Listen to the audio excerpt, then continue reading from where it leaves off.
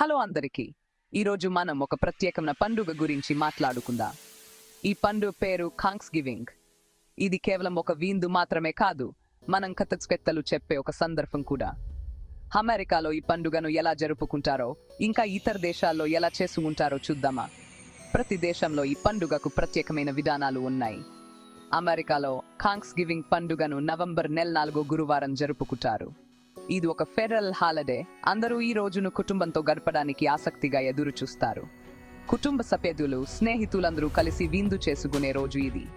ఈ రోజు మన జీవితంలో ఉన్న మంచి విషయాలకు కథలు చెప్పడానికి ఒక అవకాశం. టర్కీ, బంగాళాదుంపల గుజ్జు, గ్రేవీ, క్రాన్బెర్రీ సాస్ట్, గుమ్మడికాయ పాయసం వంటివి భోజనంలో ప్రత్యేకంగా ఉంటాయి. ఈ వంటకాలు ప్రతి ఇంట్లో ప్రత్యేకంగా రాశారు. రోజు 7 సంవత్సరంలో ఈ పండుగ మొదలైందని చెబుతారు. అప్పటి నుంచి ఇది ఒక సంప్రదాయంగా మారింది. పిల్గ్రిమన్స్ అంటే వలస వచ్చిన వాళ్ళు మొదటి పండుగ తర్వాత స్థానిక అమెరికన్లతో కలిసి ఈ పండుగను జరుపుకున్నారట. ఏ పండుగకు సంబంధించిన కథలు, చరిత్ర మనకు చాలా ఆసక్తికరంగా ఉంటాయి. అప్పటి నుంచి ఇది ఒక సంప్రదాయంగా మారింది. ప్రతి సంవత్సరం థాంక్స్ గివింగ్ పరేడ్ కూడా ఒక ముఖ్యమైన భాగం. ఇప్పుడు ఇతర దేశాల్లో థాంక్స్ గివింగ్ ఎలా జరుపుకుంటారో చూద్దాం. ప్రతి దేశంలో ఈ పండుగకు ప్రత్యేకమైన విధానాలు ఉన్నాయి. కెనడాలో అక్టోబర్ నెల 2వ సోమవారం థాంక్స్ గివింగ్ జరుపుకుంటారు. ఇది కూడా ఒక ఫెడరల్ హాలిడే. ఇక్కడ కూడా దీన్ని పంట పండుగగానే చేసుకుంటారు. పంట పండిన తర్వాత కథలు చెప్పడానికి ఈ పండుగను జరుపుకుంటారు. భోజనంలో టర్కీ, బంగాళాదుంపలు, గుమ్మడికాయ పాయసం లాంటివే ఉంటాయి. కెనడాలో కూడా ఈ వంటకాలు ప్రత్యేకంగా ఉంటాయి. ఇంగ్లాండ్లో థాంక్స్ గివింగ్ అనే పండుగను ప్రత్యేకంగా జరుపుకోరు. కానీ హార్వెస్ట్ ఫెస్టివల్ అంటూ పంట పండుగను సెప్టెంబర్ నెలలో జరుపుకుంటారు. చర్చి సేవలు, పంట పండుగ వేడుకలు ఇక్కడ ప్రధానంగా ఉంటాయి. ఇక్కడ ఆసక్తికరమైన విషయం ఏంటంటే ఈ పండుగకు సంబంధించిన అనేక సంప్రదాయాలు ఉన్నాయి.